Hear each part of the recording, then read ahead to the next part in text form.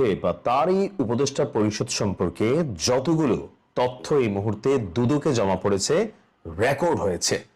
তো আমরা যখন দুদকে এই ইউনূস সরকার বা তার উপদেষ্টাদের বিরুদ্ধে যখন এই অভিযোগ দেখলাম, তখন আমাদের অনেকের কাছে মনে হলো যে আসলে এটা কি সত্য নাকি জাস্ট একটা রিউমার সরকার পরিবর্তনের পর। কিন্তু যারা মনে করছেন যে না ভাই এগুলো রিউমার, তাদের জন্য আজকের এই ভিডিওটা দিচ্ছি।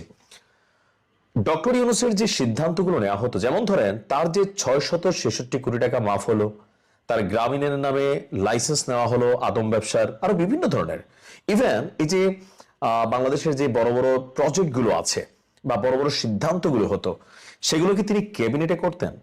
বাংলাদেশের রাষ্ট্রীয় সিস্টেম অনুযায়ী যখন কোনো সিদ্ধান্ত নেওয়া হয়, সেটা একটা সরকার যখন ক্ষমতায় থাকে একনেক বা মন্ত্রিসভায় গৃহীত হয়, অথবা ক্যাবিনেটের মধ্যে আলাপ আলোচনা, যাচাই বাছাই, ভালো মন্দ সবকিছু নির্ধারণ করে তারপর প্রজেক্টটা হাতে নেওয়া হয়। কিন্তু ডক্টর মোহাম্মদ ইউনূস আসলে কিভাবে সিদ্ধান্তগুলো নিতেন? কেন উপদেষ্টাদের বিরুদ্ধে শত না হাজার কোটি টাকার অভিযোগ? কয়েকজন তো কামাইও ফেলছে, আসুন দেখি। ডক্টর ইউনূস সরকারের বড় বড় সিদ্ধান্তগুলো ক্যাবিনেটে নেওয়া হতো না। কোথায় নেওয়া হতো?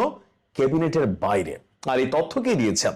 এই বিস্ফোরক তথ্য দিয়েছেন অন্তর্বর্তী সরকারের সাবেক উপদেষ্টা ব্রিগেডিয়ার অবসরপ্রাপ্ত এম শাখাওয়াত হোসেন, যিনি প্রথমে স্বরাষ্ট্রমন্ত্রীর দায়িত্ব নেওয়ার পর তিনি যখন বিষয়গুলো নিয়ে নানান কথাবার্তা বললেন, তখন জুলাই যোদ্ধারা বা যারা বিভিন্ন ধরনের ঘটনার সাথে কানেক্টেড, তারা রাতারাতি তাকে সরানোর কথা বললেন আওয়ামী লীগ ইস্যুতে একটা মন্তব্যের পর।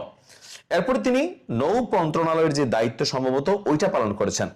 তো আমাদের এই শাখাওয়াত হোসেন তিনি বলছেন যে ডক্টর ইউনূস সরকারের ক্যাবিনেটে বা ইউনূসের পছন্দের বাহিরে কেউ যদি কথা বলতো, সেখানে যারা প্রভাবশালী ছিল, ভিন্নমত যদি কেউ পোষণ করত, তাহলে তাদের মতামত সাধারণ ছোটখাটো বিষয়ে সীমাবদ্ধ রাখা হতো।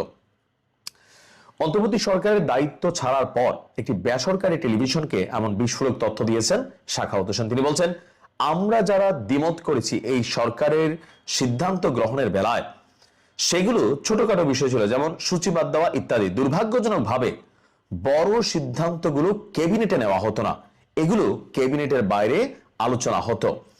সব সরকারেরই একটি কিচেন ক্যাবিনেট থাকে, এমন মন্তব্য তিনি শুনেছেন, তবে সেখানে কারা ছিলেন তিনি জানেন না। অর্থাৎ তিনি বলছেন যে আমি দ্ব্যর্থহীন ভাবে বলতে চাই যে আমি সেখানে ছিলাম না, তার মন্তব্য। এখন প্রশ্ন হচ্ছে, কাদেরকে নিয়ে ডক্টর ইউনূস এই বড় বড় সিদ্ধান্তগুলো নিত? যেমন ধরেন চট্টগ্রাম বন্দর দেওয়ার বিষয়ে যে সিদ্ধান্ত ছিল, আরো এরকম মার্কিন যুক্তরাষ্ট্রের সাথে বেশ কিছু সিদ্ধান্ত ছিল। ডক্টর ইউনূসের এই সিদ্ধান্তগুলো কারা নিত? এখন তো প্রশ্ন আসতেছে যে তাহলে যে বড় বড় পদ, পদবি, পোস্টিং বা বিভিন্ন বিষয়, রাষ্ট্রের গুরুত্বপূর্ণ অস্ত্র কিনা চুক্তি, এরকম অনেক কিছু সিদ্ধান্ত ইউনূস সরকার নিয়েছিল, তাহলে এগুলো কারা করত? তার বক্তব্য হচ্ছে, হয়তো ওই মনোভাবের লোক আমি ছিলাম না, তারা ধরে নিয়েছে আমি তাদের সঙ্গে একমত হতে পারবো না, যারা এসব করেছে তারা পরিচিত, আমি শুধু নাম শুনেছি, তারা আমার সহকর্মী ছিলেন। তাহলে প্রশ্ন হচ্ছে, ইউনূস সরকারের আমলে 18 মাস যাবত এই যে বড় বড় উন্নয়ন প্রজেক্ট বা বিভিন্ন বিষয় যেগুলো আমরা কথা বলি, তো সেই বিষয়গুলোতে আসলে কারা সিদ্ধান্ত নিত? রাজনৈতিক দল, বিশেষ কোনো গোষ্ঠী, বিদেশ থেকে কোনো চাপ, অথবা সরকারের ভেতরে 18 মাসে রাষ্ট্রকে ঘোকলা করার জন্য যেই সিস্টেম তৈরি করা হয়েছিল, রাতারাতি যারা রাস্তার ছেলে থেকে জমিদার হয়ে গেছেন তারা? আমরা জানতে চাই কারা ছিল। ভালো থাকুন।